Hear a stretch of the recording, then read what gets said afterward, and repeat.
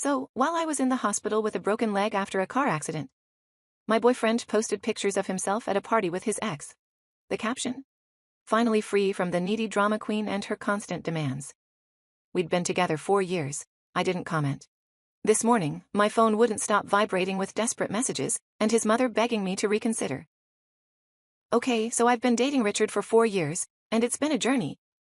Like one of those journeys where the tour guide abandons you halfway up the mountain, and you realize you've been carrying everyone's backpacks the whole time. That kind of journey. We met when I volunteered at this community garden restoration project that my company was sponsoring. I was assigned to the compost team, and Richard was the team leader who called himself the Compost King. You know, despite the red flags, I found his enthusiasm for rotting vegetables endearing. He had this whole speech about how breaking down is just the first step to building something beautiful. My dumb plant-loving heart was like, sign me up for this metaphor. Fast forward 4 years, and I now realize the only thing being composted was my self-respect. Let me count the ways. Richard had helped with rent exactly 7 times in 4 years. My name is the only one on the lease because his credit is temporarily damaged. For 4 years, he's been between jobs approximately 60% of the time. When he does have money, it goes to his gaming setup, his clothing, or going out with the boys. He's asked to borrow my car more times than he's asked how my day was. But your girl was in love, so I made excuses for him. He was finding himself and had potential. All that garbage we tell ourselves when we're dating a man-child. So last week, I got into a pretty bad car accident. Some idiot ran a red light and T-boned my car. I ended up with a broken leg, 3 fractured ribs, and a concussion. The doctor said I was lucky it wasn't worse. But TBH, it felt pretty damn awful. Richard visited me in the hospital once, for 20 minutes. He said hospitals give him anxiety, and he needed to process this trauma in his own way. The trauma that happened to me. Not to make it about me or anything, but I was the one with metal pins in my leg. My best friend Anastasia stayed with me though. She slept in that uncomfortable hospital chair for 3 nights. She helped me to the bathroom, brought me real food, and even washed my hair in that tiny sink because I couldn't shower. That's friendship, people. So there I am, drugged up on pain meds, when Anastasia gets this weird look on her face while scrolling through her phone. I asked what was wrong, and she tried to play it off, but I could tell something was up. I grabbed her phone. Rude, I know, but pain meds make me aggressive. And what do I see? Richard at a party with his arm around his ex, Katie. The caption? Finally free from the needy drama queen and her constant demands. I just froze. 4 years. 4 whole years of my life supporting this man emotionally, financially, putting up with his finding himself phases, his gaming addiction, his inability to clean a toilet properly. And this is what he posts when I'm literally broken in a hospital bed? The worst part was seeing all the comments from our friends saying things like, glad you're happy, bro, and you deserve better. Where were the people saying, hey, isn't your girlfriend in the hospital right now? I didn't comment. I didn't text him. I didn't call. I just processed. And while I processed, I remembered something very important. My name is the only one on the lease. So I made some calls. I called my landlord and explained the situation. I called my brother, I called my cousin, and I made a plan. Fast forward to yesterday. Richard had been back to the apartment a few times while I was staying with Anastasia during my recovery, but he had no idea what was coming. My brother and 2 of his coworkers helped me execute phase 1 of my plan. We packed up every single one of Richard's belongings. Every crusty sock, every limited edition Funko Pop, every gaming console and special edition controller, his precious collection of craft beers, his signed baseball cards, everything. And we threw it all in the dumpster behind our apartment complex. Not the recycling bin, the dumpster. The compost king can decompose with his trash where he belongs. That might seem harsh, but here's the thing. Richard hadn't paid rent in 3 months. The landlord had been sending notices that I'd been hiding from him because I was embarrassed that my boyfriend couldn't contribute. I had been picking up extra freelance work to cover his while he told me he was networking for opportunities. Here's where it gets even better. You know what Richard was doing instead of visiting me in the hospital? He was interviewing for a job. A job that my connections helped him get. A job he was supposed to start next week. Was supposed to. Let's just say that the hiring manager is my former college roommate's brother. And he received some very interesting information about Richard's financial history and reliability. along with screenshots of those social media posts about being finally free from his needy girlfriend who was hospitalized. This morning, my phone started blowing up. Text after text from Richard. Where is my stuff? Are you serious right now? You can't do this to me. Everything I own was in that apartment. My collector's items are worth thousands. You're going to pay for this. And then the tone changed. Baby, please, I'm sorry. I was just drunk and stupid. Katie doesn't mean anything to me. I was just dealing with the stress. Please call me back. I love you so much. We can work this out. You're the only one I want. But the best messages? Those came from his mother. Richard's mom has always treated me like I was lucky to be with her precious boy. She called me crying, saying I need to reconsider what I've done, that her son made a mistake but doesn't deserve to have his life ruined. She said he told her about the other thing I did, the job situation, and that I was being vindictive and cruel. And you know what? Maybe I am. But 4 years of supporting someone who couldn't even be bothered to visit me more than once in the hospital, who publicly celebrated being free from me while I was learning how to use crutches. The lease renewal is coming up next month. I'm not renewing. I'm moving in with Anastasia until I find a new place. A fresh start with furniture that doesn't have memories of Richard gaming on it while I cooked, cleaned, and paid the bills. I don't regret what I did, not one bit. Edit. No, I'm not worried about legal consequences. My cousin said since his name isn't on the lease and he hasn't financially contributed, he has very little recourse. Plus, I have documentation of everything. Yes, I'm healing well. 6 more weeks in this cast, but the ribs are feeling better already. For those asking why I stayed so long, love makes you stupid sometimes. He wasn't always terrible, and the good moments made me think the bad ones were just temporary. Classic, I know. I'll update tomorrow with more of the fallout.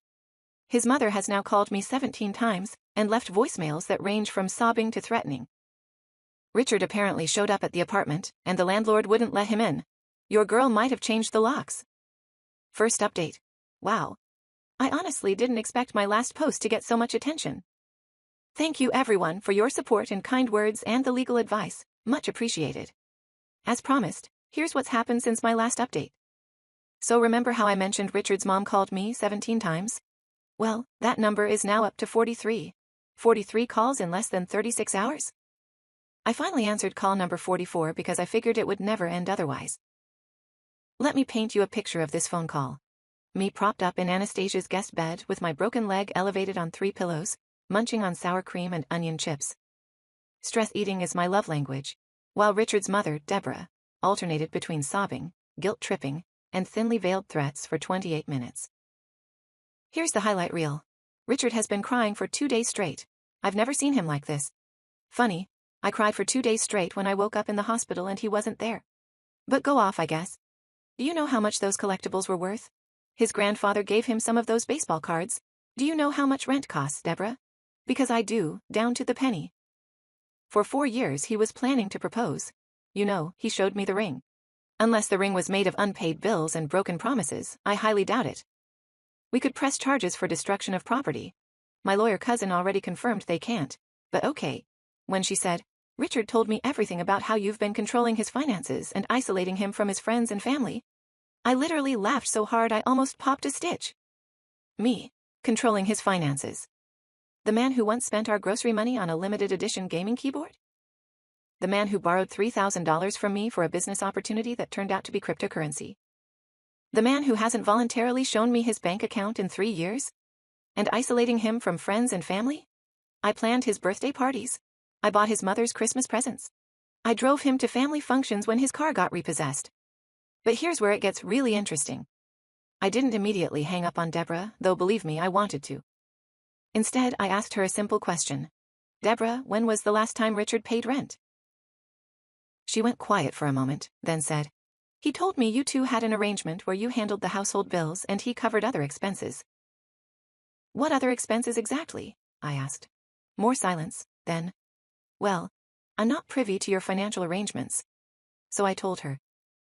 I broke down exactly what Richard had contributed financially over the past 4 years.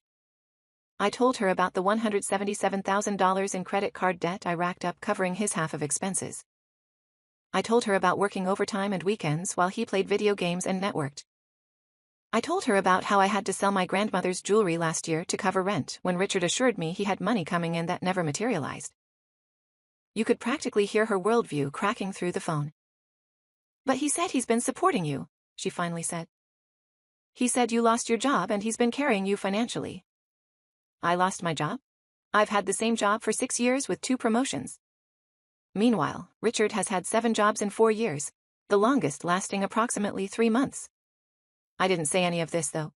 Instead, I simply told her I would email her copies of bank statements, rent receipts, and text messages that would clarify the situation. I also mentioned the social media posts he made while I was in the hospital, which she claimed to know nothing about. The call ended with her saying she needed to speak with Richard and would get back to me. She hasn't called since. Funny how that works. Now let me back up and explain exactly how the great dumpster disposal went down, because many of you asked for details. Obviously, I couldn't physically move all his stuff myself with my broken leg. My brother Dylan is literally my hero. He brought 2 of his guys over on their day off. I paid them, of course, because some of us understand the concept of paying for services rendered. Richard.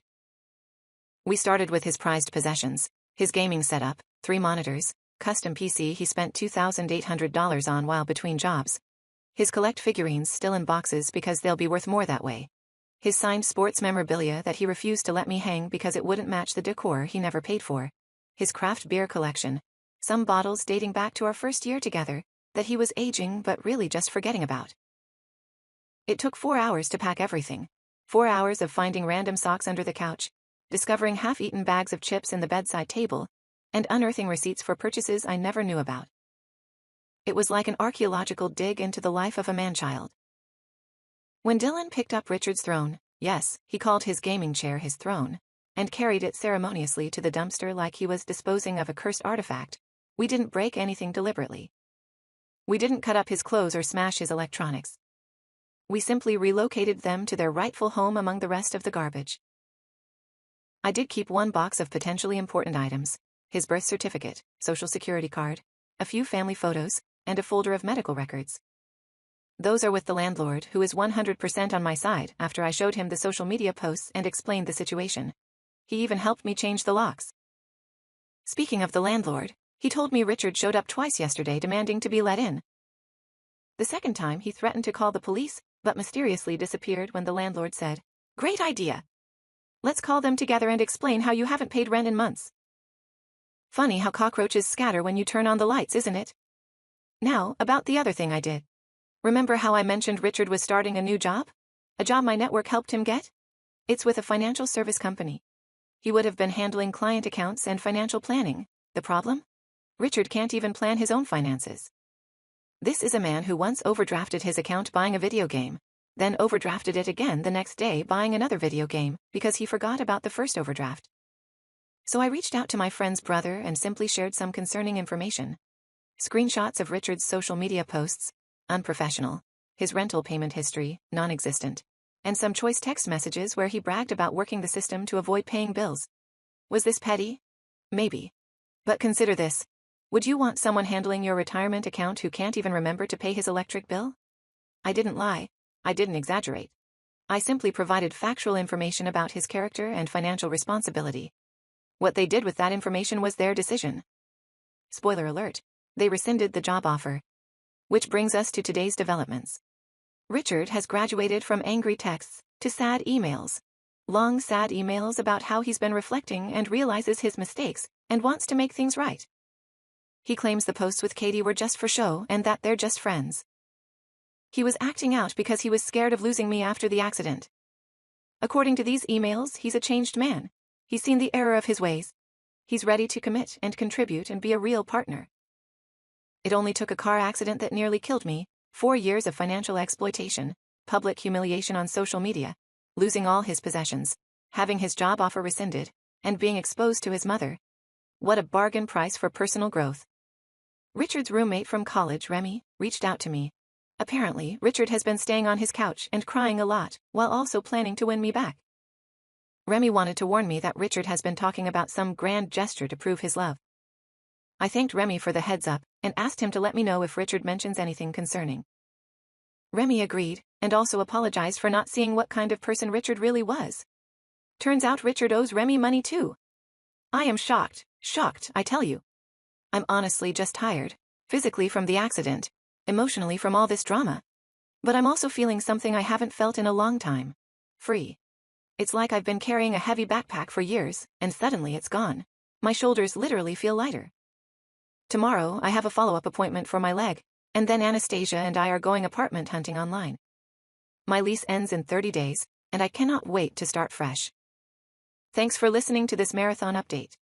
I'll post again if anything major happens, especially if Richard attempts his grand gesture.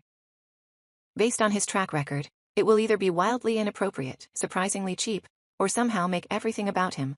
Possibly all three. Edit. Several people asked about my car. It was totaled in the accident. Insurance is covering it, but I'm still waiting on the payout. For now, I'm relying on Anastasia and rideshare apps for transportation. Edit 2. For those concerned about Richard coming after me physically, don't worry. My apartment building has security cameras, Anastasia's building has a doorman, and Richard is, above all else, a coward. He talks big but wilts under any real confrontation. Second update.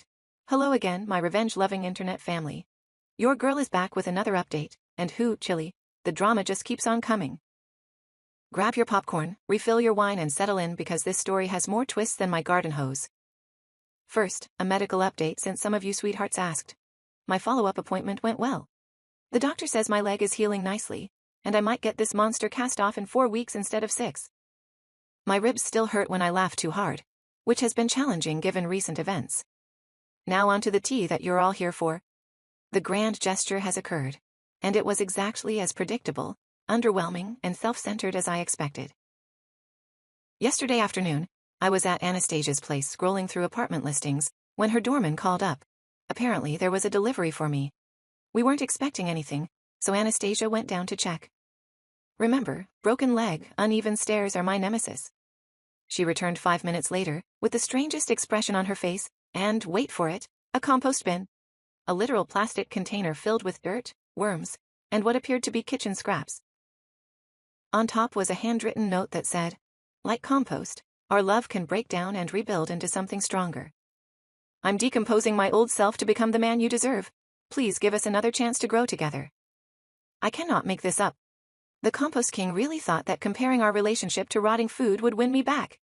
The audacity, the delusion, the absolute tone-deaf nonsense of it all. Anastasia and I laughed so hard I had to take extra pain medication for my ribs. She even took a picture of me looking completely bewildered next to this bucket of dirt, and posted it to her Instagram with the caption, "When your BFF's ex thinks worms are the way to a woman's heart." She tagged me but not him, thankfully. But wait, there's more. Inside the compost, yes, he put items in the actual decomposing material, was a small velvet box containing a ring. A ring covered in compost. It wasn't even a nice ring. It was clearly costume jewelry. The diamond was plastic, and the gold was already turning my skin green just from holding it. There was also a date engraved inside. 04221. For context, that's the date of his previous girlfriend's birthday. He literally gave me a recycled ring that he probably bought for Katie and never gave her. A recycled ring in a compost bin. The symbolism is too on the nose. I texted him a single sentence. The compost bin is exactly where our relationship belongs, breaking down among the worms and garbage. His response was a barrage of texts explaining that the ring was just temporary until he could afford a real one, and that the date was actually when he first realized he loved me. I didn't respond further, but Anastasia, my hero, took the compost bin down to the dumpster behind her building and sent him a video of her dumping it out. Now remember how I mentioned I sent those receipts and financial records to Richard's mom, Deborah? Well, she finally got back to me. As promised, her initial message was a novel-length email that went through the 5 stages of grief in real time. Denial. There must be some mistake with these records. Richard told me he was contributing financially. Anger. How dare you make my son look like this? You've clearly manipulated these statements. Bargaining. If there were financial issues, why didn't you come to me? I could have helped you both work something out. Depression. I'm heartbroken to think my son would behave this way. I raised him better than this. Acceptance. I owe you an apology. I had no idea what was really happening, and I'm deeply sorry for my role in enabling his behavior. That last part shocked me to my core. An actual apology from Deborah. My son is perfect. Mark this day in the history books. She followed up with a phone call. Just one this time, not 43. where she revealed some illuminating information. Richard has been telling his entire family that he was supporting me financially for years. He told them I was unstable and couldn't hold a job. He claimed the apartment was actually his, and he generously let me stay there. He told them the car that got totaled was his car that he let me borrow. He's been borrowing money from his family members for years, claiming it was to help with my spending problem. The layers of lies, the fiction this man has been writing. He could have been using these creative writing skills to make actual money, instead of scamming his girlfriend and family. Deborah was clearly embarrassed and upset. She revealed that she'd given Richard over $155,000 in the past 2 years for emergencies that she now realizes were fabricated. She apologized repeatedly for her earlier messages, and said she needed time to process everything. I actually felt bad for her. She's been manipulated by her son just as much as I was, possibly more. I told her I didn't blame her and that Richard is very convincing when he wants to be. The conversation ended with her saying something that gave me chills. I love my son, but he needs to face consequences for once in his life. I won't be bailing him out this time. Progress, people. Actual progress. Now for the big revelation. Many of you have been asking about what was the other thing I did besides the job situation and the dumpster disposal. Well, remember those credit cards I mentioned? The ones where I racked up $177,000 in debt covering Richard's expenses. Turns out 3 of them were joint accounts that he opened with my information to build his credit, but never made payments on. I've been working with my bank and a financial advisor to separate these accounts and document which charges were his. It's a lengthy process, but I've managed to prove that approximately $11,000 of that debt is directly attributable to purchases he made. I didn't just send this information to his potential employer. I also sent it to his parents, his brother, and our mutual friends with a simple note. If Richard asks to borrow money or move in with you, this is what you can expect. Is this petty? Maybe. But it's also true, and truth is a powerful disinfectant for the kind of toxic relationships Richard creates. Even Katie, the ex from the social media post, messaged me on Instagram. I had no idea you were in the hospital. Richard told me you two broke up months ago. I'm so sorry. Months ago? We were literally living together until my accident. The fiction this man creates. I responded politely to Katie, assuring her I didn't blame her. She revealed that Richard had been messaging her for weeks before the party, claiming we were on a break and that he was ready to move on. She feels terrible and offered to send me screenshots of their conversations. I declined the screenshots, no need to torture myself further, but thanked her for her honesty. Richard showed up at Anastasia's building again yesterday evening. The doorman refused to let him up. He caused a scene in the lobby, yelling that he just wants to talk and explain everything. The doorman called the police, but Richard left before they arrived. He then proceeded to call me 37 times in the span of 2 hours. I didn't answer, but he left increasingly desperate voicemails. Please just talk to me. I can explain everything. This is all a misunderstanding. I was going to pay you back. You're ruining my life. I have nowhere to go. My mom won't even let me stay with her. I'm sleeping in my car. What car? His was repossessed months ago. I might do something desperate if you don't call me back. That last one concerned me, so I called a wellness check on him. I had Remy's address. The police reported back that he was fine, just emotional, and they recommended he seek mental health services. Later, Remy texted me. FYI, Richard is no longer staying here. Found out he stole $200 from my wallet. Changed the locks. Wow, just wow. Even in crisis, this man can't stop taking what isn't his. So where does this leave us? Richard is apparently couch surfing with increasingly distant acquaintances. His family isn't bailing him out. His friends are dropping like flies. His job prospects are limited. His belongings are gone. His reputation is in tatters. And me? I'm healing, both my leg and my heart. I found a promising apartment across town that's actually less expensive than my current place. Anastasia has been an absolute rock. My family has rallied around me. My job has been incredibly understanding about my recovery. I'm still angry. I'm still hurt. But mostly, I'm relieved. Like I've been underwater for 4 years and finally came up for air. Next update will probably be my last, as I'm focusing on moving forward rather than looking back. But I wanted to thank all of you for your support, advice, and hilarious comments. This community has been unexpectedly therapeutic during one of the hardest periods of my life. Final update. Hello for the last time, my internet support system. It's been exactly 1 month since my first post. And what a month it's been! I promised a final update, so here it is. The conclusion to the saga of Richard the Compost King, and how your girl finally bloomed after being buried in his BS for 4 years. First, the practical updates. I moved. I'm officially in my new apartment as of yesterday. It's smaller than my old place, but has a tiny balcony where I've already started a container garden. The building has an elevator, crucial for the broken leg situation, and security cameras, crucial for the ex-boyfriend situation. My cast is off 2 weeks earlier than expected. I'm still using a walking boot, and physical therapy is no joke. I sweat more in PT than I ever did at the gym. But I can move around independently now, which feels amazing. My car insurance finally paid out. I bought a used but reliable Ford that I've named Freedom. Cheesy, I know, but I'm leaning into it. Now for what you're really here for, the Richard saga conclusion. After my last update, things escalated before they finally resolved. Richard's desperation reached new heights when he realized his usual tactics, crying, begging, guilt-tripping, weren't working. He tried a new approach, public shaming. He created a GoFundMe titled, Homeless After Girlfriend's Revenge, where he spun a completely fictional tale about how I stole his money and threw away family heirlooms after a minor argument.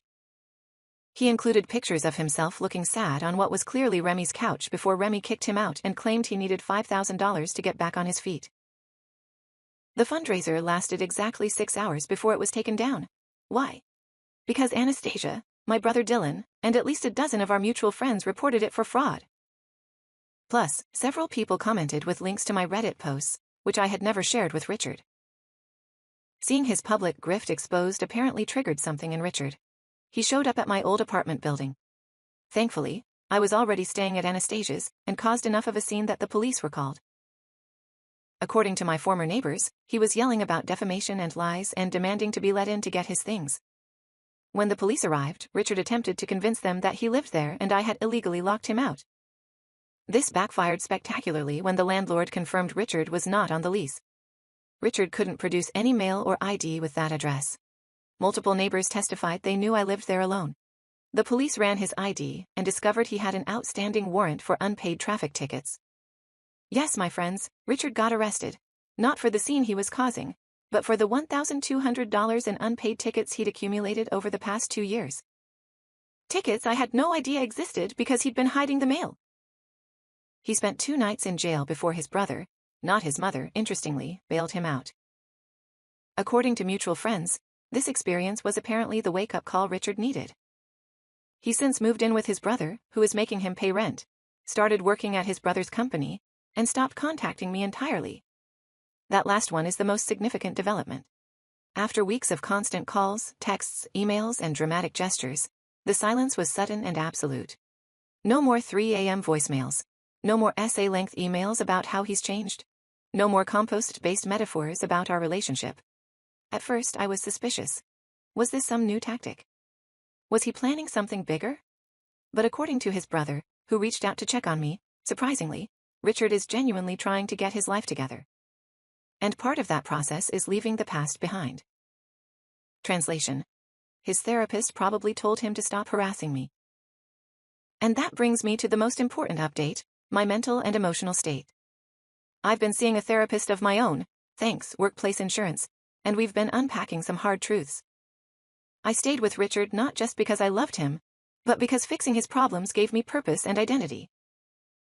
I overlooked red flags because I was afraid of being alone. I enabled his behavior by constantly bailing him out. I valued myself so little that I thought his scraps of affection were all I deserved. These realizations haven't been easy to face. There were sessions where I cried until my ribs hurt all over again. But acknowledging these patterns is the first step to breaking them. As for Richard's mother, Deborah, we had one final conversation that brought unexpected closure. She invited me to lunch at a restaurant with ramp access for my leg, a thoughtfulness Richard never showed. We had a surprisingly honest discussion. She apologized again for not seeing what was happening, and for raising a son who thought it was acceptable to treat partners this way. She revealed that Richard's father had similar patterns before their divorce, and she worried she had normalized financial irresponsibility and emotional manipulation. I found myself comforting her, which was a strange role reversal. But it was also healing to see that she genuinely cared, and was taking steps to stop enabling Richard. At the end of lunch, she handed me an envelope containing $2,000 in cash.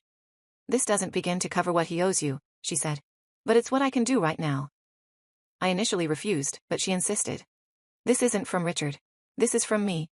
Because I failed as a mother if I raised someone who would treat you this way." I accepted the money and used it to furnish my new apartment. A fresh start without any remnants of Richard's presence. Thank you, Reddit, for witnessing this chapter of my life. Your support, advice, and occasional tough love helped me stay strong when I wanted to cave. You reminded me that I deserve better when I forgot.